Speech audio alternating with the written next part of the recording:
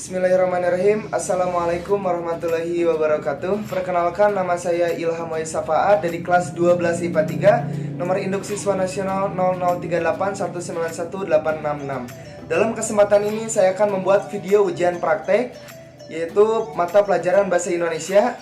Materinya mengenai unsur intrinsik novel, di mana saya akan membacakan dan menjelaskan novel yang saya baca yang berjudul Rindu, penulisnya oleh Terelie. Langsung saja pada pematerian unsur intrinsik yang pertama, yaitu tema. Pada novel Rindu, Terelie ini mempunyai tema sebuah perjalanan mengenai rindu yang sangat panjang. Dapat diartikan juga yakni sebuah perjalanan kehidupan. Dikatakan demikian karena pada salah satu tokoh, yakni Bunda Upe, yang rindu berada di depan Ka'bah. Kutipannya terdapat pada halaman 542. Bunda Upe terisak menatapnya. Lihatlah, semua kerinduan ini telah genap. Juga ribuan jamaah lainnya terharu menatap selubung Ka'bah. Sungguh beruntung mereka telah melengkapi kerinduan itu. Unsur intrinsik yang kedua yaitu alur. Dalam novelnya yang berjudul Rindu ini, Terelie menggunakan alur campuran. Ada beberapa bagian mengisahkan tokoh dalam novel yang menceritakan masa lalu. Salah satunya cerita mengenai Ambo Udeng yang memutuskan ikut berlayar karena Ambo kehilangan kekasih hatinya karena akan dijodohkan dengan orang tuanya. Namun pada akhirnya ternyata orang yang akan dijodohkan tersebut adalah Ambo Udeng sendiri. Unsur intrinsik yang ketiga selanjutnya adalah latar. Latar terbagi menjadi 3 bagian. Yang pertama adalah latar tempat. Ada pelabuhan kota Semarang, stasiun dan pasar kota Semarang. Bukti kalimatnya yaitu Bunda Upe melihat Rangga di pelabuhan kota Semarang sore itu. Bukti latar tempat yang kedua adalah Pelabuhan Lampung. Bukti kalimatnya, setelah menyelesaikan masalah, Ruben si Botswan langsung bergegas ke Pelabuhan Lampung.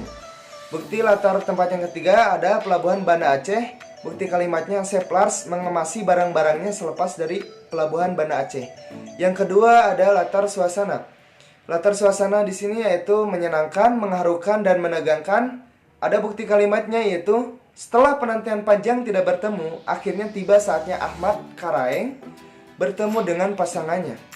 Yang terakhir ada latar waktu. Latar waktu di sini adalah pagi hingga malam selama. Bukti kalimatnya yaitu pagi-pagi masyarakat sekitar pelabuhan sudah melakukan kewajibannya sebagai pencari ikan hingga sore akhir bahkan malam. Unsur intrinsik yang keempat selanjutnya yaitu sudut pandang. Terelie menggunakan sudut pandang orang ketiga dalam menuliskan semua kisah ini. Bahasanya ringan meski diselipkan beberapa istilah yang biasa digunakan pelaut.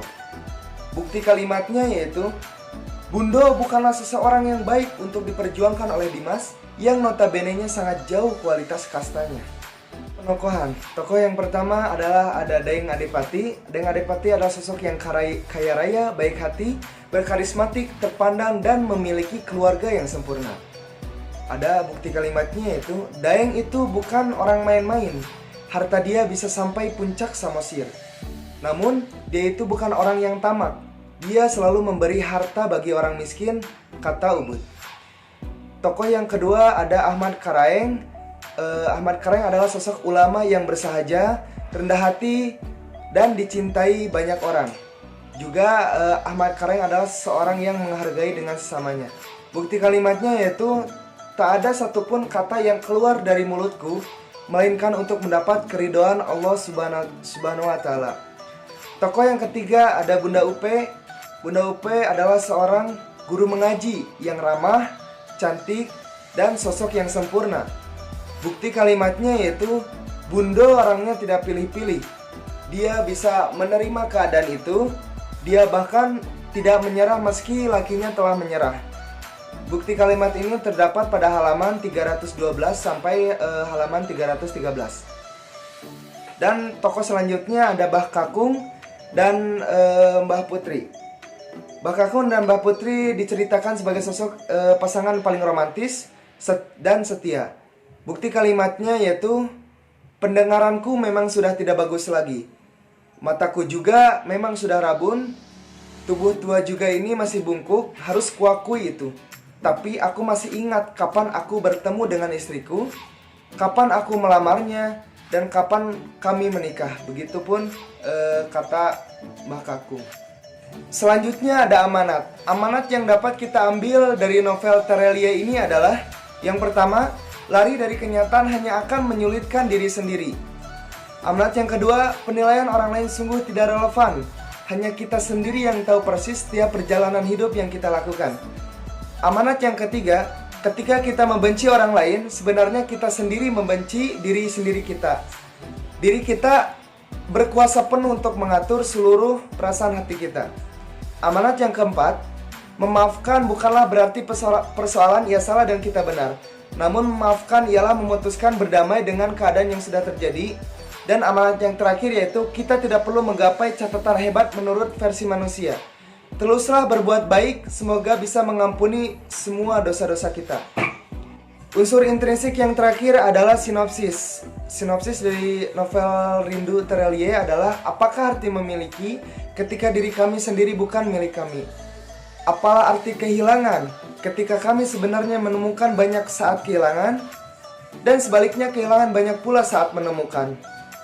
Apalah arti cinta ketika kami menangis terluka atas perasaan yang seharusnya indah? Bagaimana mungkin kamu terduduk patah hati atas sesuatu yang seharusnya suci dan tidak menuntut apapun? Novel ini tentang masa lalu yang memilukan. Titik tentang kebencian kepada seseorang yang seharusnya disayang, tentang kehilangan kekasih hati, tentang cinta sejati, tentang kemunafikan, 5 kisah dalam sebuah perjalanan panjang kerinduan. Karakter dalam novel ini memiliki kekuatannya masing-masing. Guru Ta, seorang ulama yang terkenal dan sangat disegani oleh masyarakat. Guru Ta adalah ulama dari Sulawesi. Semua penumpang kapal mengenalinya. Sekian penjelasan saya mengenai unsur intrinsik novel, yaitu video ujian praktek mata pelajaran bahasa Indonesia. Mohon maaf atas segala kekurangan dan kesalahannya. Wabillahi taufiq walhidayah. Wassalamualaikum warahmatullahi wabarakatuh.